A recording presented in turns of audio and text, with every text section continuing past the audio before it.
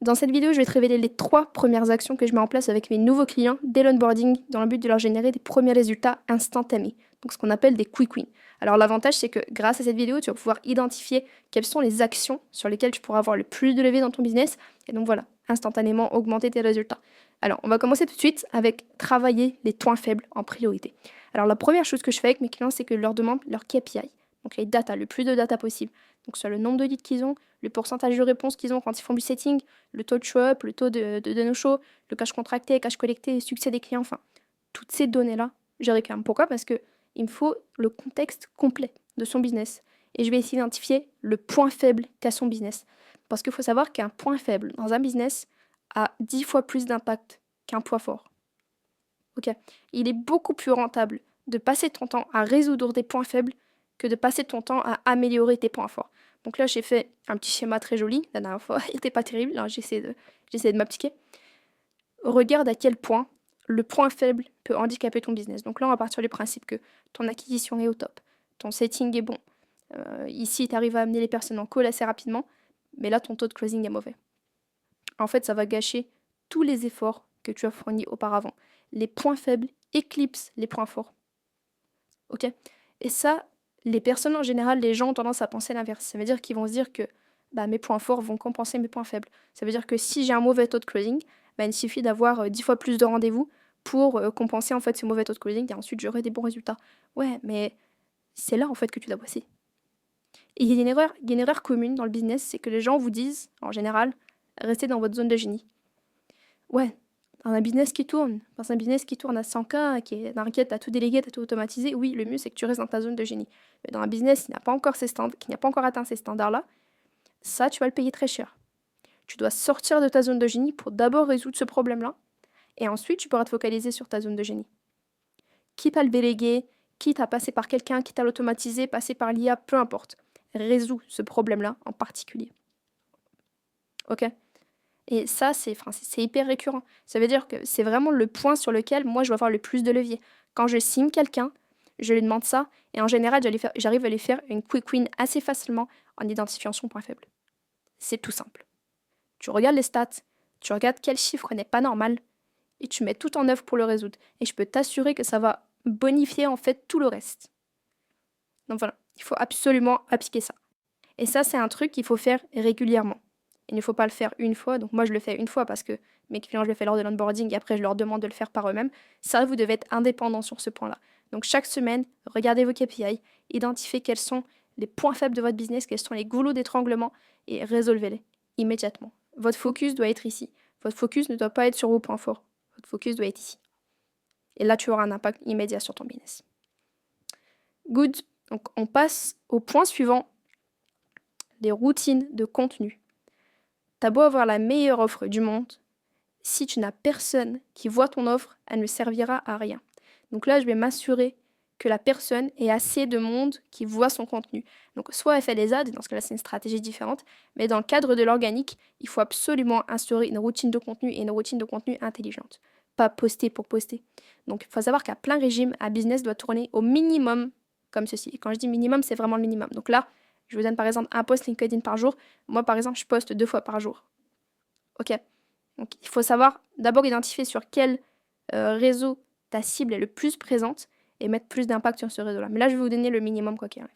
Donc un post LinkedIn par jour avec une stratégie tofu, mofu, bofu. Donc top of the funnel, middle of the funnel, bottom of the funnel. Donc pour la faire rapidement, tofu, ça va être du contenu grand public qui peut parler à tout le monde, par exemple du sujet d'entrepreneuriat, etc. Mofu, on va commencer à rentrer un peu dans la spécificité. On peut parler de la DIGAID, on peut parler en fait des valeurs qui font pourquoi notre offre existe. Et enfin, Bofu, ça va être du contenu très spécifique qui va permettre de trier en fait les personnes qualifiées des personnes non qualifiées. Donc là, vous aurez très peu d'interactions sur le Bofu, mais c'est normal. Donc selon la stratégie, si aujourd'hui tu as une stratégie de croissance, ça veut dire que tu n'as pas beaucoup d'abonnés, tu n'as pas beaucoup de visibilité, dans une semaine, on va faire plus de tofu que de Bofu. Parce ce qu'on veut, c'est avoir de la visibilité. Ok? Et à contrario, si on a déjà beaucoup de visibilité, si on a déjà quelques abonnés, etc., et qu'on est plus dans une stratégie de monétisation, on va faire plus de Bofu. Donc par exemple, sur une semaine de 7 jours, sur une stratégie de visibilité, donc on va faire 4 tofu, on va faire un mofu et 3 bofu. Ok? Donc non, ça fait 8 ça, je sais plus compter. Mais je veux dire 4 tofu, un mot fou et 2 beaux fous. Ok, normalement le compte est bon. Et à contrario, si on veut viser la monétisation, on va faire plus de beaux fous que de fous. Enfin, voilà, ça va vraiment dépendre de la situation dans laquelle tu te trouves actuellement. Ensuite, si on est sur Instagram, donc il faut savoir que LinkedIn, si ta cible n'est pas sur LinkedIn, ne va pas sur LinkedIn. Et pareil, si ta cible n'est pas sur Instagram, ne va pas sur Instagram. Par contre, si ta cible y est, tu dois obligatoirement y être, tôt ou tard. Ok. Donc sur Instagram, je conseille un réel par jour. Donc tofu et mofu, ne pas faire de beau fou en réel, donc ne pas faire de contenu spécifique qui demande de la charge mentale en réel. Pourquoi? Parce que sur les réels, on va tomber sur des personnes qui sont en train de swiper sur leur téléphone. Et quand on swipe, c'est dopamine, dopamine, dopamine, dopamine. Et si tu as un contenu un minimum chiant qui n'apporte pas de dopamine, la personne ne va pas vous accorder son attention. Donc c'est pour ça qu'on va favoriser le contenu tofu et mofu. Et on peut donner de la valeur, par exemple en mofu, on peut donner de la valeur. C'est juste que la valeur, on va la packager dans le sens où ça va soit donner un peu de dopamine, ça va être facilement assimilable. Voilà, faudra l'organiser pour pas que ce soit un peu trop chiant. Ok. Par contre, en story, on pourra faire du beau fou. Donc ensuite, je recommande 5 stories Instagram par jour. Donc le but des stories, ce sera de convertir. Le but des REM, c'est d'attirer de l'audience. Le but des stories, c'est de convertir. Et c'est pour ça que tous les jours, on va mettre au moins une preuve en story. Pas forcément une preuve sociale, ça peut être une preuve historique, ça peut être une preuve scientifique, ça peut être une preuve d'autorité, peu importe. Donc on met tous les jours une preuve sur les 5 stories. Ok.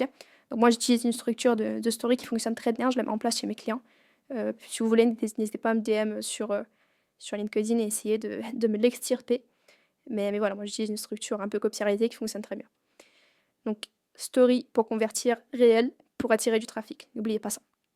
Ensuite, je recommande une vidéo YouTube par semaine, donc format long. Si aujourd'hui vous ne voulez pas vous afficher sur YouTube, il n'y a pas de problème. Donc déjà, c'est pas nécessaire de mettre votre visage. Moi je fais des vidéos où je ne montre pas mon visage. Mais même si vous ne voulez pas afficher votre voix par exemple, vous pouvez quand même faire un contenu long. Donc ça peut être sous forme lead magnet.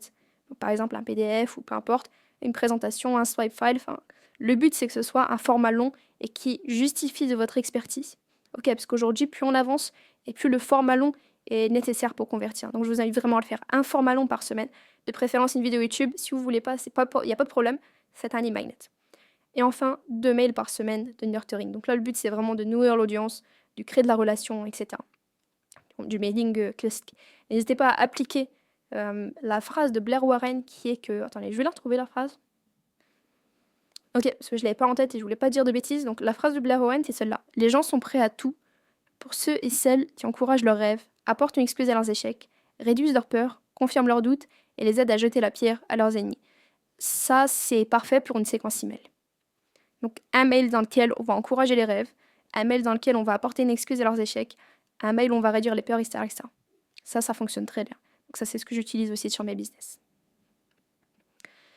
Donc, ok pour le contenu. Si aujourd'hui, tu n'as pas, admettons que tu es sur LinkedIn et que tu n'as pas Insta, je te conseille de d'abord maîtriser LinkedIn à 100% avant d'aller sur Insta. Pourquoi? Parce que viser la croissance sur 2 réseaux simultanés, en général, c'est pas terrible. Donc, d'abord, on maîtrise un réseau, ensuite, on maintient ce qu'on fait sur ce réseau-là, et après, on va en chercher un autre.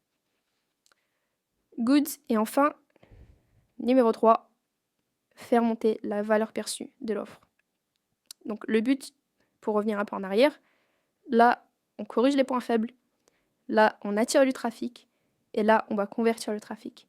Alors, avant de commencer, sache que j'ai fait une vidéo sur l'offre. Donc, c'est la première vidéo de ma chaîne. N'hésite pas à cliquer sur ma chaîne et tu pourras y accéder. Et là, le but, c'est que ton offre ne paraisse pas 2 fois plus chère, mais 10 fois, voire 100 fois plus chère. Il faut que le prospect ait l'impression de t'arnaquer. Ok. Quand tu dévoiles ton offre, la personne va se dire, non, mais que j'obtienne tout ça à ce prix-là, je suis en train d'arnaquer cette personne-là. Ok.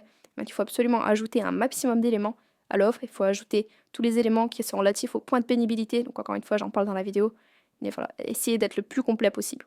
Et enfin, on connecte le produit, la prestation, à un problème dur. Quand je dis dur, c'est D-U-R. Douloureux, urgent, reconnu.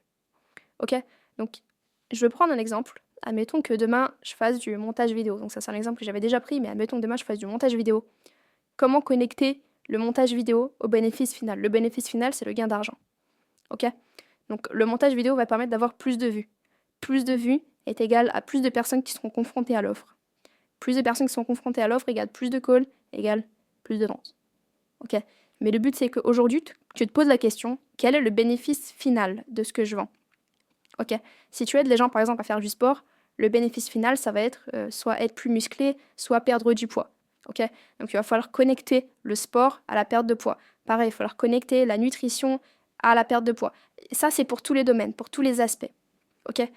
Trouver un lien entre ce que tu proposes, trouve un lien entre ce que tu proposes et le bénéfice final que le client souhaite avoir. Et là, tu vas faire augmenter ta valeur perçue. Okay, parce que la personne va se dire, ok, si je fais ça, c'est pour obtenir ça et donc obtenir ça. Et tu dois absolument convaincre la personne que son problème se trouve ici. Ok, admettons que tu vends de la nutrition, ben on va chercher des études, on va chercher des témoignages de personnes qui prouvent que si aujourd'hui tu n'arrives pas à perdre de poids, c'est parce que ta nutrition est mauvaise. Ok, le but c'est pas de mentir, le but c'est de trouver des éléments prouvés, mais en gros marketer cet élément, mettre de l'impact, de l'importance sur cet élément-là. Et ça, faut l'inclure dans ta communication, dans ton contenu, dans tes mails, dans tes vidéos YouTube. Ça doit être ton message de base et ça c'est à chaque fois que tu parles de ce que tu fais, tu dois toujours le connecter avec le bénéfice final pour que la personne n'oublie pas quel est l'impact que ça aura sur sa vie. Ok, donc super important. Connecte ton service à un problème dur, douloureux, urgent, reconnu. Si le problème n'est pas dur, cherche autre chose. Ok? Donc voilà pour cette vidéo-là. J'espère que ça t'aura plu. J'espère que tu auras appris des choses. C'est vraiment les 3 premières choses que moi je mets en place chez mes nouveaux clients. Donc mets-le en place chez toi et tu ne peux que augmenter ton CA. Donc voilà, n'hésite pas à like, n'hésite pas à t'abonner. Comme d'habitude, mon lien LinkedIn est sur la description de la vidéo. Donc n'hésite pas à m'ajouter, n'hésite pas à me connecter. Et puis m'envoyer un petit message, ça fait toujours plaisir. Bye bye, salam alaikum.